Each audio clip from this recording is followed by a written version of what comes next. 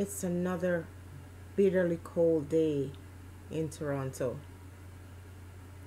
Some days I have to dig deep not to fall in depression. It is so cold. And I actually have an allergy to the cold, believe it or not. So just imagine how painful this can be for me. There are days when I look outside, I'm terrified to go out, especially when the weather is that cold. So, I'm hoping to make this video to appeal to some of my family. And when I say family, I'm talking about my Jamaican people. You're all my family. How somehow I'm hoping that I can appeal to some people, to let you know that your friends or your family members that live in North America or Europe, some places where it's so cold, and it doesn't matter how cold it gets, you still gotta go on with life. You still have to go to work. You still have to face the elements. I'm appealing to some people in Jamaica who doesn't seem to understand. And I know that there are some folks who live in North America, and when they go home, of course, they give the impression that everything is wonderful. And so, this is paintbrushes applied to everybody's life. Well, it's everybody's life is not wonderful. Some of us here have had to make some serious sacrifices. Some of us have had to work in some terrible weather. Some of us have struggled to make ends meet over the years. I am one of those persons. And at one point, I was a single parent raising two little girls on my own. And there was no excuse that, if my children were sick, I sometimes had to still bring them to school or bring them to daycare while they were sick because I couldn't afford to stay home. I might be working on contract and I don't have a sick day. If I don't go to work, I don't get paid. I'm appealing to somebody. I'm appealing to someone in Jamaica who either you don't understand or you don't care. But I'm appealing to you to show more compassion, show more feelings for your friends and your loved ones who live in these parts, because it's not an easy road. As Buju Banton said, it's not an easy road.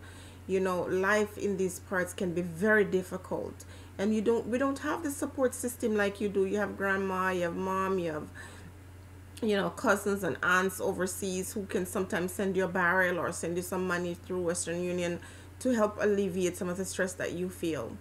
And when you have that, appreciate it, but don't take advantage of it. And also, I'm appealing to individuals who your family member or your loved ones trust you and they ask you to oversee a project for them. They're building a room or two rooms or just trying to build a house in Jamaica, something to come back to after being away for so many years.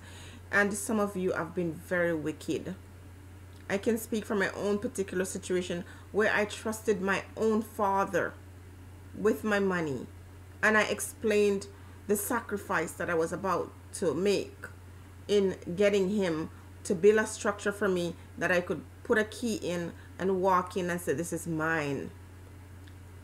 I appreciate all the opportunities that I got here in Canada, but it isn't my own. And my health, as time goes on, shows me that I will have to eventually move to a warm place because the cold is making me more and more sick every year. And when I think about what my father did, at one point I was so devastated.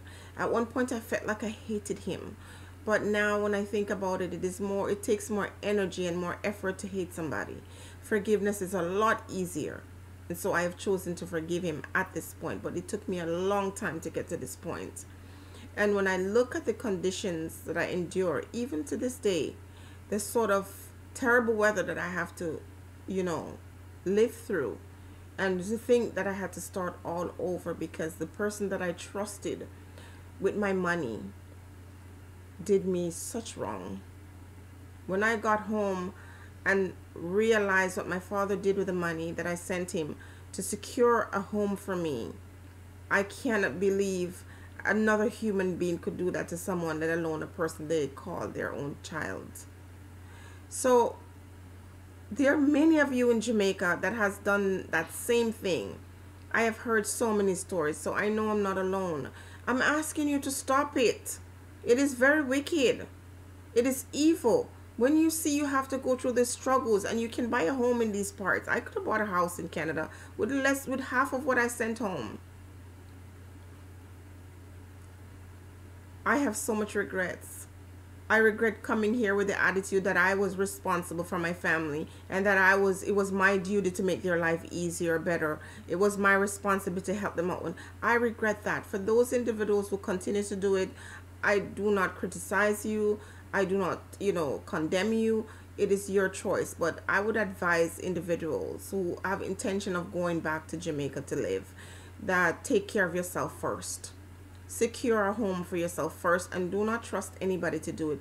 Go home as often as you can to oversee it. If you do trust someone, and decide to start the project because you want it done before a certain time, go home, check on it, see what's going on. Because I didn't. I just, blindly trusted my father, and, my siblings stood by and watched him, destroy my life, really, because that's what he did. And I don't think to this day they understand how they devastated my life, how he in particular could rob his own daughter, who could pretend that he's doing something, and when I get home it's shameful. There are also men in Jamaica who meet women from these parts, and some of the stories you tell these women to get money is just, you should be ashamed of yourself, really. And rather than just walking around feeling ashamed of yourself, I would advise you to stop it, because the tears of a woman, they do not fall in vain. And I cried for years. I was just devastated to see the sacrifices that I made. It came to nothing, and I had to start all over again. But I pray for my father, and I pray that he could forgive himself. And at the end of the day, the thing about it is, while you make some of these sacrifices, if you were to go home and you have nothing, the first thing they'll tell you is you had opportunity that they didn't have. And they don't remember that you made all these sacrifices for them. They don't care. Because I did that. I went home for a year, and when people thought that I wasn't coming back, they abandoned me. And those who didn't abandon me, they turned on me. Oh my goodness, it was horrible. It was very painful. I've learned a very painful lesson, one that I wouldn't wish upon anybody in the world, my worst enemy. But I'm a survivor. I'm still here. I'm still alive. And my Creator says, until He says it's over, it isn't over. Please, my Jamaican family, please stop it. Stop it. And those of you who go home and you show off, or maybe you're blessed and you have all this money coming from God knows where, wonderful, good for you. But please stop giving the impression to people that all is well with everyone, because it isn't. And individuals in Jamaica, when someone trusts you, do not betray that trust. When you call and you tell a lie, sometimes someone uses their rent money, their food money, their children's support money, money that they should be putting down for their future. They send it to you because they love you. I'm begging you, stop calling with lies. Stop coming up with all kind of trickery to get people's money. It's not nice.